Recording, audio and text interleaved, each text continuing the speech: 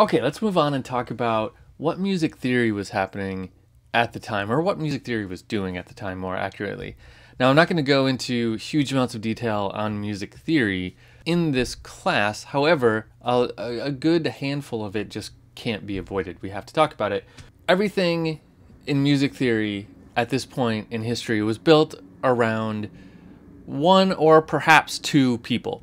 The one that's for sure is Pythagoras, this guy we're looking at here.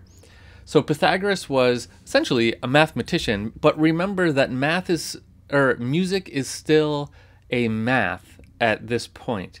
So music is regarded as a relationship of ratios, mathematical equations. That's how music was thought about. And, if you think about it, that's still true. Music is all about ratios. We make intervals out of ratios. We make rhythms out of ratios.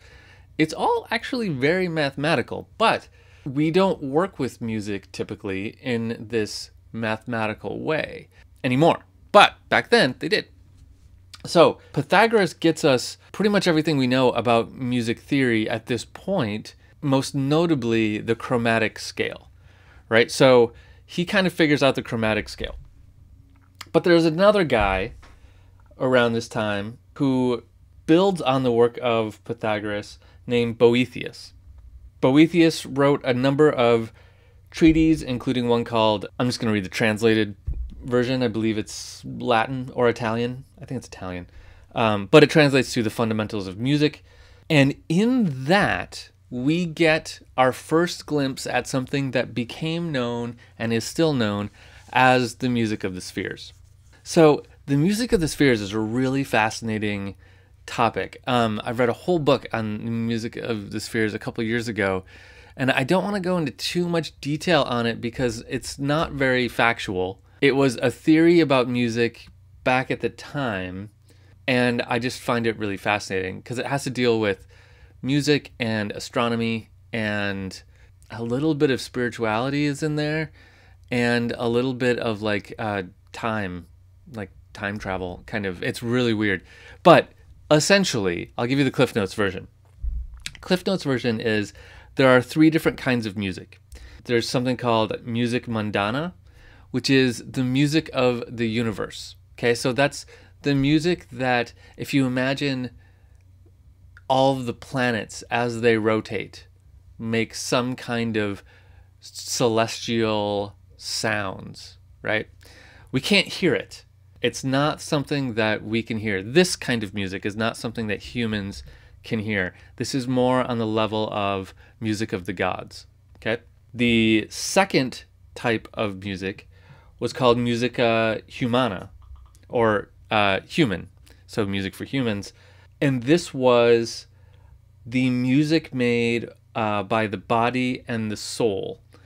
So this wasn't like music you're playing. This is music that occurs all around us, all the time. The soul music, but not like James Brown soul music, but like music of the soul. And I believe the case is that we can't hear this either, but not because it's not for our ears. We actually can hear it, but it's always around us and always going, so we've learned to tune it out. I think that's how the theory behind musica humana worked. And then there's the third kind of music, which was musica instrumentalis, instrumental music. That's the kind of music we make and play. It's the lowest kind of music. And it's the only kind that we can really hear. We make it with instruments or with voices. But all three different forms of music all obey the same mathematical rules about the ratios and what's happening, right? So I encourage you to look that up. Do a little homework on music of the spheres if you want to learn more about that. It's a fascinating study. Oh, the time travel bit. It's not really time travel.